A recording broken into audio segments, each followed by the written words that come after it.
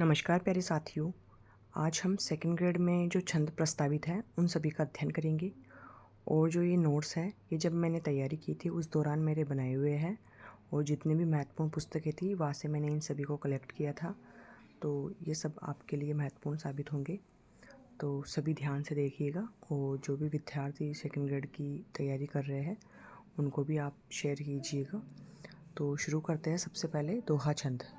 दोहा छंद कैसा छंद होता है? अर्धसम्मात्रिक छंद। ठीक है। अर्धसम्मात्रिक छंद का मतलब क्या हुआ कि इसके जो पहला और तीसरा चरण है इसकी मात्राएं समान होगी, और दूसरा और चौथा चरण है इसकी मात्राएं समान होगी। इसके बाद देखते हैं, इसमें 4 चरण होते हैं। दोहा छंद के पहले और तीसरे अर्थात विषम चरणों में 13-13, जबकि दूसरे और चौथे अर्थात सम चरणों में 11-11 मात्राएं होती है। और जो इसका अंतिम वर्ण है वो कैसा होता है? लघु होता है। और इसमें जो तुक है वो कैसे मिलता है? तुक प्राय सम पदों में मिलता है। सम चरण यानी जो दूसरा और चौथा चरण है इसमें तुक मिलेगा। ये सम चरण है तो दूसरे और चौथे में इसमें तुक मिलता है, जबकि जो एक सोरठा छंद पढ़ते हैं उसमें तुक किस में मिलता है? विषम चरणों में। दोहा छंद में मातृगणों का क्रम इस प्रकार रहता है, जैसे जहाँ पे 13 मात्राएं थी वहाँ पे 6, 4, 3 का नियम रहेगा, और जहाँ पे 11 मात्राएं थी वहाँ पे 6, 4, 1 का नियम रहेगा। इसके बाद देखते हैं, विषम चरणों के अंत में दीर्घ और लघु ना हो, और सम चरणों के अंत में दीर्घ और लघु हो, और यति इसके प्रत्येक चरण के अंत में होती है। और दोहा किस भाषा का महत्वपूर्ण छंद है? अपभ्रंश भाषा का छंद है। इसके बाद दूसरा छंद आ गया चौपाई छंद। तो चौपाई छंद कैसा छंद है? यह सममात्रिक छंद है, क्योंकि इसके जो 4 चरण होते हैं उसमें सभी में मात्राएं समान होती है, और इसके प्रत्येक चरण में 16-16 मात्राएं होती है। नोट कर लीजिएगा। और ये जो प्रश्न है ये फर्स्ट ग्रेड 2022 में पूछा जा चुका है। और देखिए इसमें सबसे खास विशेषता क्या है कि इसके जो 4 चरण होते हैं इन चारों चरणों के अंत में जगण और तगण का निषेध रहता है। निषेध यानी जिसे जो हम छंद के अंदर जो सूत्र पढ़ते हैं, यह माता राजभान सलगा। ये देखिए, यह माता राजभान सलगा। ठीक है, यह सूत्र हम छंद में पढ़ते हैं। तो यहाँ पे क्या बात है कि जगण और तगण का निषेध रहता है। तो यहाँ पे देखिए जगण कहाँ पर आ रहा है? यहाँ पर। तो जगण की 1 मात्रा हो गई, भाग की 2 मात्राएं हो गई, भाग की 2 मात्राएं हो गई, और जभान 1 मात्राएं हो गई। तो इस प्रकार जब हम ये छंद देखेंगे तो इसमें सबसे जो अंतिम जो चरण का अंतिम है शब्द है उसमें यह इस प्रकार का नियम नहीं आना चाहिए, इसका निषेध रहेगा। निषेध का मतलब नहीं आना चाहिए। ठीक है, तो आप इस चीज़ का खास ध्यान रखिएगा कि यहाँ पर जगण और तगण का निषेध रहता है। और यहाँ पे तुक पहले चरण की दूसरे से और तीसरे की चतुर्थ से मिलती है। जो इसका तुक है, जैसे पहले चरण का जो अंतिम वर्ण हो गया और दूसरे चरण का जो शुरुआत का वर्ण हो गया, वो दोनों समान रहेंगे। यति प्रत्येक चरण के अंत में होती है। इसके बाद है हरिगीति का छंद। और हरिगीति का छंद है, यह भी कैसा छंद है? सममात्रिक छंद है।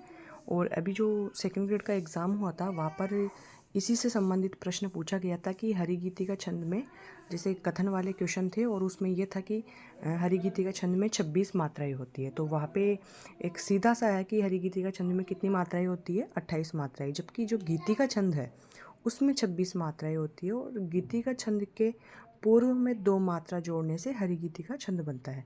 तो इसके बारे में देखते हैं कि हरिगीति का छंद है वो सममात्रिक छंद है, और इस छंद के प्रत्येक चरण में 28 मात्राएं होती है, और जो यति का विधान होता है वो 16 और 12 मात्राएं पे होता है। और ये क्वेश्चन है ये फर्स्ट ग्रेड 2022 में पूछा जा चुका है।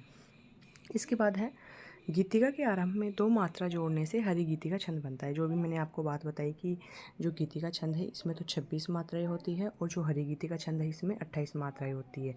तो जो गीति का छंद का उदाहरण है उसमें पूर्व में 2 मात्रा जुड़ गई अगर मान लो, तो उससे कौन सा छंद बन जाएगा? हरिगीति का छंद। और जो इसका सबसे महत्वपूर्ण इसकी छंद की सबसे महत्वपूर्ण विशेषता ये है कि इसमें जो अंत का जो वर्ण है वो कैसा होता है? लघु और गुरु होता है। तो ये बहुत बार पूछा जा चुका है कि हरिगीतिका छंद में जैसे कथन वाले जो प्रश्न आते हैं उसमें ये दिया जाता है कि हरिगीतिका छंद का अंतिम जो शब्द होता है वो गुरु और लघु के नियम पर आधारित रहता है, जबकि बात यह है कि इसका जो अंतिम जो भी शब्द है उसमें लघु और गुरु मात्रा का विधान रहता है। इसके बाद है द्रुत विलंबित छंद। तो अभी हमने पहले मात्राओं की बात की, जो मात्रिक छंद थे उनकी बात की कि जो भी शब्द होते थे हम उनके ऊपर मात्राएं 1 और 2 की मात्राएं लगा के काउंट करते थे और उसके हिसाब से हम छंद का नियम निकालते थे। अभी यहाँ पे क्या है, ये वर्णिक छंद है। वर्णिक छंद का मतलब क्या है कि हमें मात्राओं से कोई मतलब नहीं है।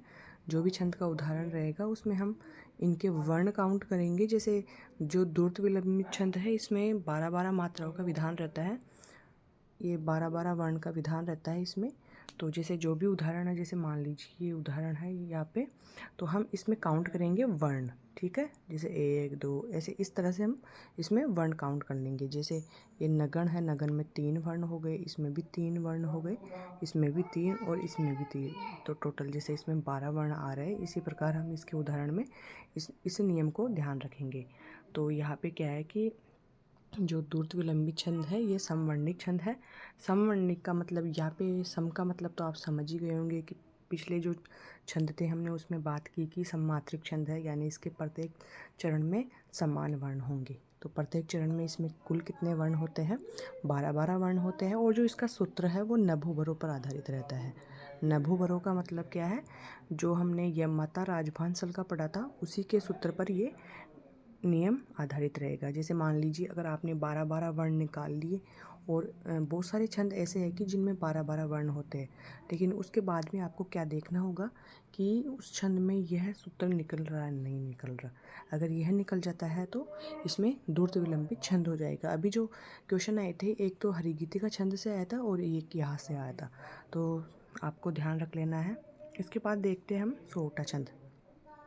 सोहटा छंद दोहा छंद का विपरीत छंद होता है। और यह कैसा छंद होता है, यह अर्ध सममात्रिक छंद होता है। और इसके जो पहले और तीसरे में तो 11-11 मात्राएं होती है और दूसरे और चौथे में 13-13 मात्राएं होती है। अब देखिए सोहटा छंद की सबसे खास विशेषता क्या है कि इसमें जो तुक है वो कैसे में, जैसे हमने पहले बात की कि सभी चरणों में तुक सम चरणों में मिलता था, जबकि जो इसमें सोहटा छंद में तुक है वो विषम चरणों में मिलता है। विषम चरण यानी जो इसका प्रथम चरण है और तृतीय चरण है, पहले और तीसरे चरण में इसमें तुक देखने को मिलेगा। इसके बाद देखते हैं कवित छंद।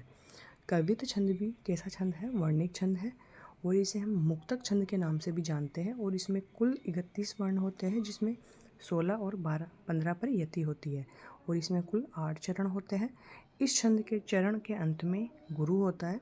और कवित छंद है वो 3 प्रकार के होते हैं, मनहरण कवित, और इसके प्रत्येक चरण में 31 वर्ण होते हैं और 16-16 वर्णों पर यति होती है। जैसे 31 वर्ण हो गए तो 16 फिर कितने बचे 15, तो 16-15 पर यति होगी और चरण का जो अंतिम वर्ण है वो कैसा होगा, गुरु होगा, दीर्घ होगा। इसके बाद दूसरा जो कवित छंद का प्रकार है वो कौन सा है, रूप घनाक्षरी। इसके प्रत्येक चरण में 32 वर्ण होते हैं और प्रथम 16 वर्णों पर यति होती है। तो 32 में हम जैसे 16 वर्णों पर यति करेंगे तो आगे भी 16 ही बच जाएंगे। और जो चरण के अंतिम वर्ण है वो अंतिम जो वर्ण है वो कैसे होंगे, लघु। इसके बाद जो कवित छंद का तीसरा प्रकार है वो कौन सा है, देवघनाक्षरी। तो पहला तो मनहरण हो गया, उसके बाद रूप घनाक्षरी हो गया और तीसरा देवघनाक्षरी हो गया। इसके प्रत्येक चरण में 33 वर्ण होते हैं और 8वें वर्ण पर यति होती है। तो जैसे इसमें 3 बार तो 8 हो जाएगा और 1 बार 7 हो जाएगा, तो 8 8 और 1 बार 7, तो इस प्रकार इसमें यति होती है। और इसका जो अंतिम 3 वर्ण होते हैं वो लघु होते हैं। इसके बाद है सवैया छंद। तो सवैया छंद भी वर्णिक छंद होते हैं। इसके प्रत्येक चरण में जो 22 से लेकर 28 तक वर्ण होते हैं और इसमें भी 4 चरण होते हैं। तो इन सभी छंदों की विशेषता यह है कि सभी छंदों में 4 चरण होते हैं, एक कवित छंद को छोड़कर। इसमें 8 चरण बताए थे और प्रत्येक चरण किसी एक गण की 7-8 आवृत्ति से बनता है। इसके बाद हम देखते हैं सवैया छंद के भेद। तो जितने भी हमने छंद पढ़े वो सभी आसान हैं बस एक थोड़ा कवित छंद में और आपको सवैया छंद में थोड़ा सा ध्यान रखना है। और मैंने इसकी ट्रिक भी बना रखी है। तो ये इसमें कुल जो सवैया छंद है इसके 11 प्रकार है और मैंने इसकी ट्रिक बनाई थी जब मैंने याद किया था। और मुझे इसी ट्रिक से याद था, मामासु चक्की दुआ एवं सुंदरी अरविंद ले लो सुख।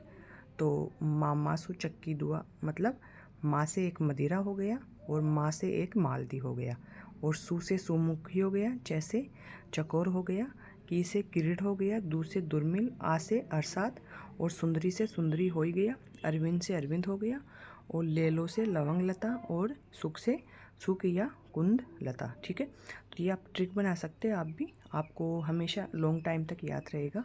तो ये देखते हैं हम, जैसे मदिरा के अंदर 22 वर्ण होते हैं, मतलब आप जैसे ये 11 छंद है। जैसे आपको अगर ये ट्रिक याद हो गई तो आप पहले तो एक साइड में आप ये छंद नोट कर लीजिए। उसके बाद आपको क्या करना है, देखिए जैसे हमने पूर्व में देखा कि 22 से 28 तक वर्ण होते हैं। तो सबसे पहले इसमें देखें 22, एक बार तो 22 कर लो आप, फिर 3 बार 23 आ जाएगा, 3 बार 24 आ जाएगा, और 3 बार 25, और एक बार लास्ट में 26। तो ये नियम आपने कर ही लिया। उसके बाद आपको क्या करना है, मदिरा मदिरा 7 बगण अंत में एक गुरु। तो इस ट्रिक को आप कैसे याद रखोगे कि कोई लड़का था और मदिरा, मदिरा का क्या होता है, एक तरीके से शराब, कि मदिरा पी के भाग गया, भा से भगण।